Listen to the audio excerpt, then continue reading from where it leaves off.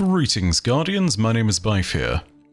Whilst they might have found equals and partners amongst the Awoken, the old stories of the Ahamkara and the Dreaming City paint a picture of tragedy more often than not. Riven, Azarim, Aao, all of them in one way or another have betrayed the Awoken, be that by revealing their secrets, or murdering scores of their younger generations, or by cursing the whole of the Dreaming City, as was the case with Riven. But there are two lesser-known Ahamkara who might have caused one of the most profound tragedies of all, the death of the first Queen's Wrath and lover of Queen Mara Sov, Sieur Aido. Now, I can already hear some of you stating that we know, seemingly, that it's the Nine in the lore who are the cause of the death of Sieur Aido. But as with anything involving wish magic, it seems it isn't that simple, and so today I'll be exploring why that might be the case. But before we go anywhere, I need to tell you about some truly phenomenal stuff. Some of you may remember that I was ill for most of December and had to get a ton of stuff voiced by other creators. That did, however, mean that I missed out on most of my sponsors that month. But the wonderful folks over at Starforge said, don't worry, just get it done when you can. There were a few others like them that were really generous and were really glad to actually just let me recover from my illness instead of getting stuff done. Unfortunately, I did miss the boat with their sponsor back in December, but this is why it's even better coming from them, because they then sat there and said, hey, just wait. They then got it approved in the middle of the holidays when I didn't have internet, and that whole situation was a problem, but even after that they were patient still, and that sponsor has rolled into January. As a result, you'll be seeing them a few times this month instead of just one, but it just makes me really glad to be sponsored by them. Personal experience aside, I can acknowledge that they treat me with care and respect, and that's really nice because, yeah, most of the time we don't see that in the industry. That being said, I could recommend them regardless of their willingness to care for their partner's health, because they make great gaming PCs at a variety of price points, and from that point alone I know that I can recommend them to you. You can get a fully stacked Creator rig with the latest GPUs, or you can get one of their Core Horizon PCs, which is more of their budget line, and all of them can run modern games without a hassle. The lowest FPS count on their site for one of their rigs goes to 90 frames per second, which is more than enough to play any of the latest modern games that you might have on your system. So go ahead, check out Starforge, and know that not only are you getting a rig from a company that has a better care for their creators, but also you can get a discount with my link in the description. And thank you again to Starforge for sponsoring this video and being a friend of the channel. Anyway, back to the lore. So what do we know about Sieur Aido's death? Well, we should start by stating that she's one of those characters that has a strange way of sort of defying death. Most people's first interaction with Sieur Aido will have been as a part of the Wish Ender quest, and within the Shattered Throne, during Forsaken. Sieur Aido actually speaks to us through the statue there, and is known to reward those who are worthy with the Wish Ender, her notorious longbow, that has felled countless opponents from Lord Shaxx to the Ahamkara that she was tasked with hunting down. The actual cause of her death has long been speculated to be the Nine based on the lore that we've always had back in Forsaken. A lot of that lore was highly obfuscated, but I'll do my best to interpret what I can. First of all, I think if we're going to start with this, we need to start with what is the least complicated of lore pieces surrounding Sieur, and that means we're going to look at the Hunter exotic gauntlets known as the Oathkeeper. They tell us about the report made to Queen Mara Sov about Sieur Aido's recovery, as in the recovery of her body after her death. That lore entry reads as follows. I have not yet met my true death. Sieur Aido, First Queen's Wrath. This was on her body, Your Grace. A strange coin lay at the center of Abra's outstretched palm. Mara took it between thumb and forefinger and held it up to the cosmos with dainty contempt. Weregild, she thought. Powerful grief filled her chest, as thick and caustic and heavy as unset concrete.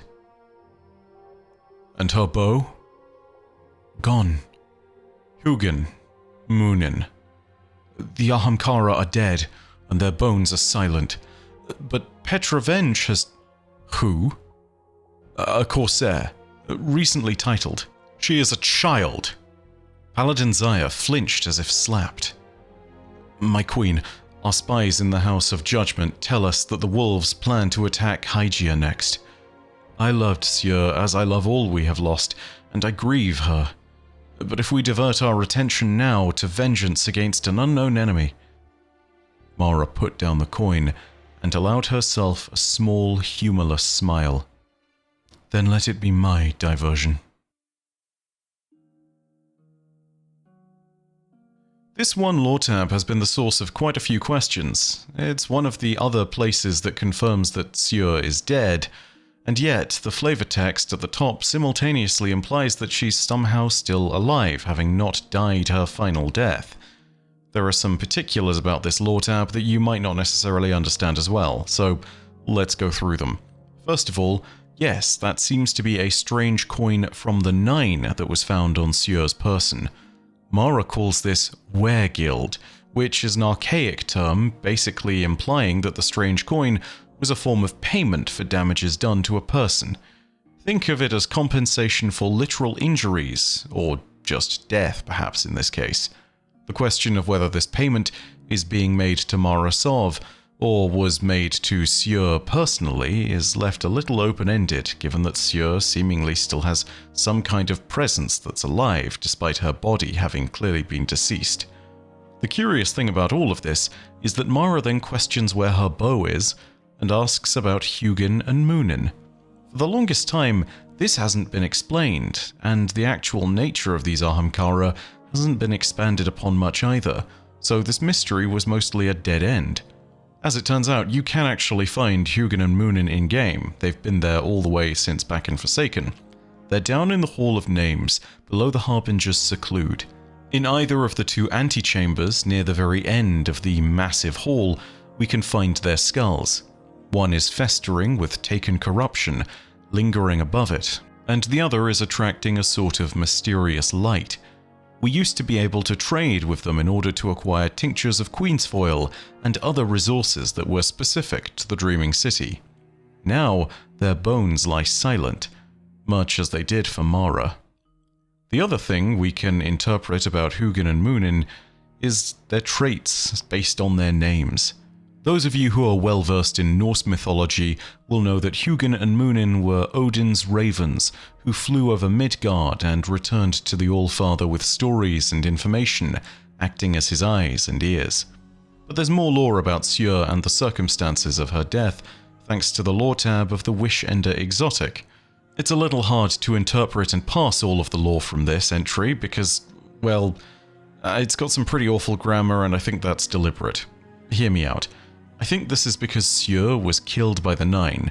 Their speech, if you've read any lore tabs containing stuff to do with the Nine, is known to be punctuated in a very irregular manner according to which of them is speaking.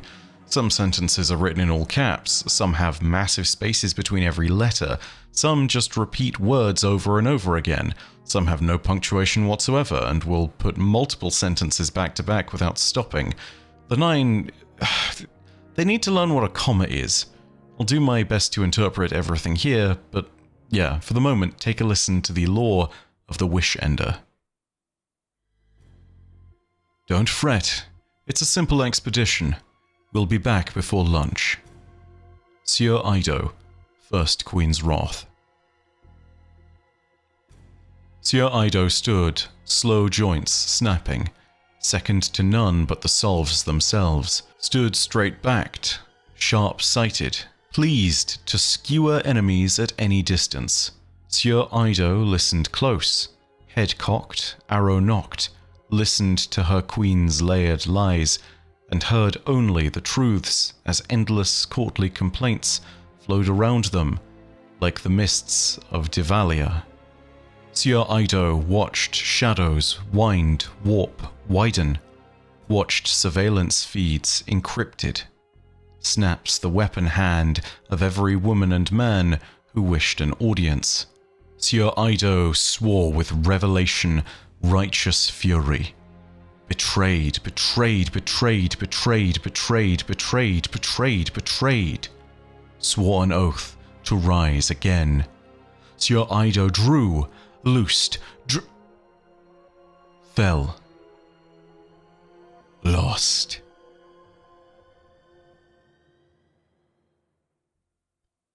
You can start to see what I mean by the weird parlance. Any logical pauses that I've inserted there, they're purely guesswork. Again, the Nine need to learn what a comma is, probably what a full stop is as well. Anyway, it's clear that all of this is a bunch of information about Sieur Ido from the Nine's perspective, but what's important about it comes from close to the end. At least I think it does. Sieur swore revelation, righteous fury, betrayed, swore an oath to rise again. Sieur Ido drew, loosed, drew, fell, lost. The exact nature of Sieur's killers isn't made clear by this, but what is made clear is that someone betrayed her and caused her death, which she realized in those few moments as it was happening. She also suddenly then had righteous fury at the betrayal and swore an oath to rise again. Drew, loosed, drew is a reference to the way her weapon works. You don't fire a bow, you nock it, as in you knock the arrow to it, you draw it, and then you loose it, as in you let the bowstring go and let the arrow fly.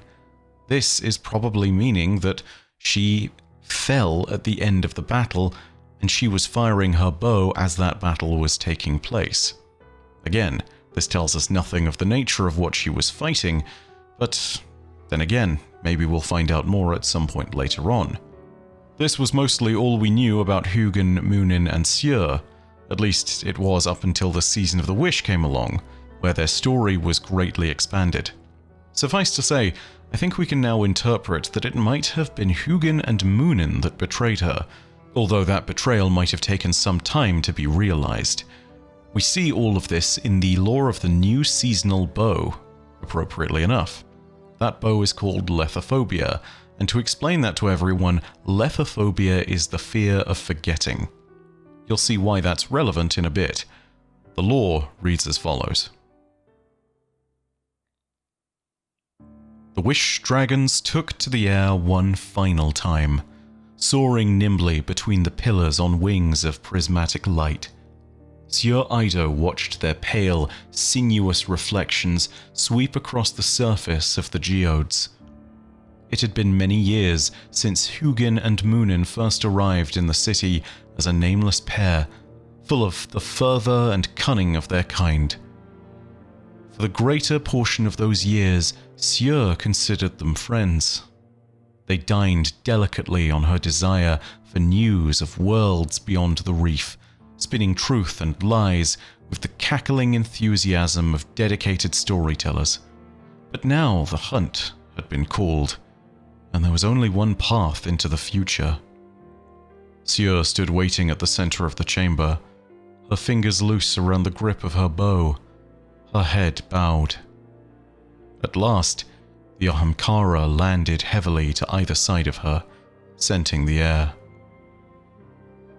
"Are you unhappy?" Hugin asked, surprised. "What story was there that never ended?" Munin said.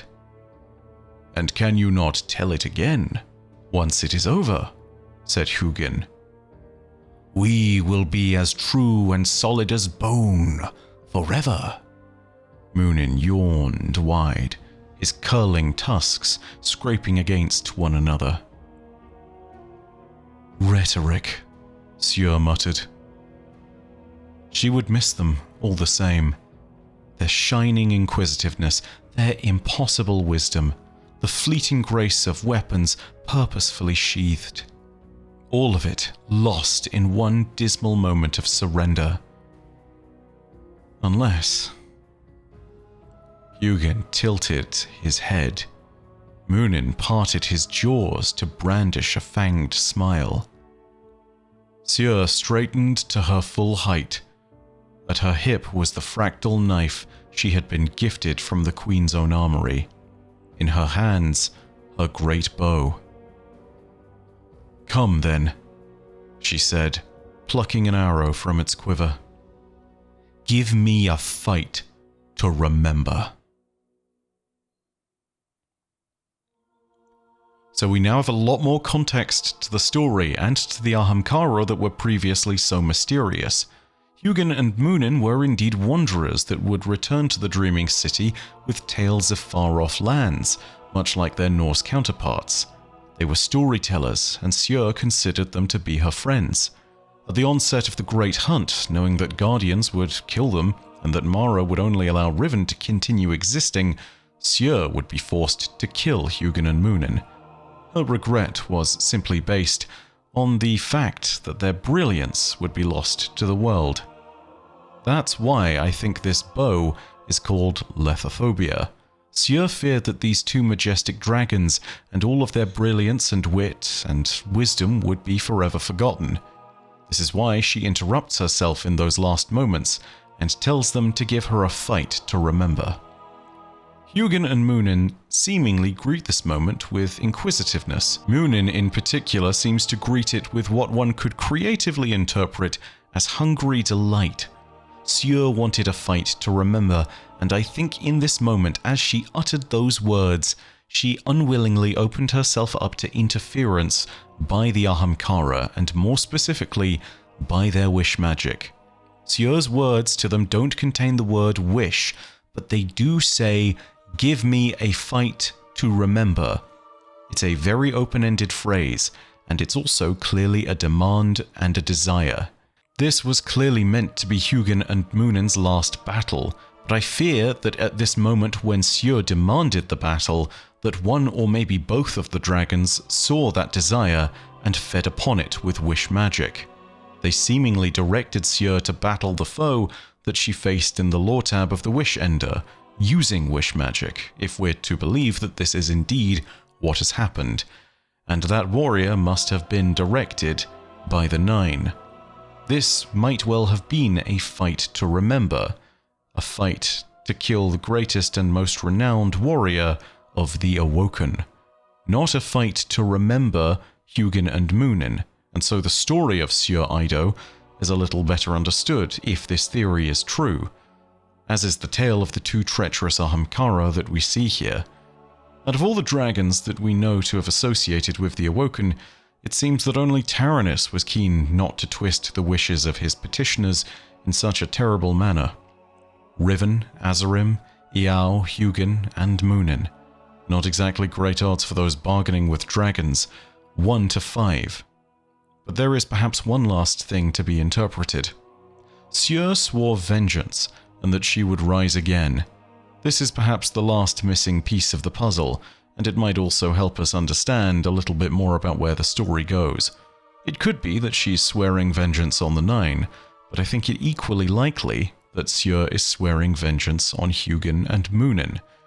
With that being said, if she is somehow still alive, she is clearly in the Ascendant Realm. The Awoken only build statues for those that are dead. In the Dreaming City, Mara has not built a statue for Sjur. She planted a tree instead, near the entrance to the Ascendant Challenge that leads us into the Court of Sharp Edges. However, in her own throne world, in the Ascendant Realm, she did oversee the creation of the statue for Sjur Eido. Eleusinia plays host to it.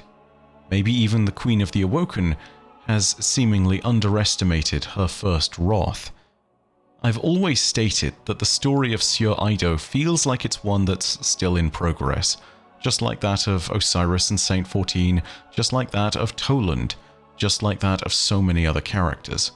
I think that one day, it might just still be possible for Sjur to somehow return. And if she does, expect her to pay Hugin and Munin a visit. If not to gloat, then to shatter their remains and claim her vengeance once and for all. But that's all from me for today. Thank you so much, and I hope you enjoyed this video. If you did, go ahead and feed the algorithm. Leave a like, subscribe, and remember that the comments section is open to your own interpretation. This time around in particular, do you think that my theory is correct? It's a tangential link between Sjur and Hugin and Munin, and we still don't have enough context to truly fill in the gaps. But I feel like at very least this is the best guess we have for now. If you have your own thoughts and you have something which you believe adds more context that I've missed, go ahead and let me know.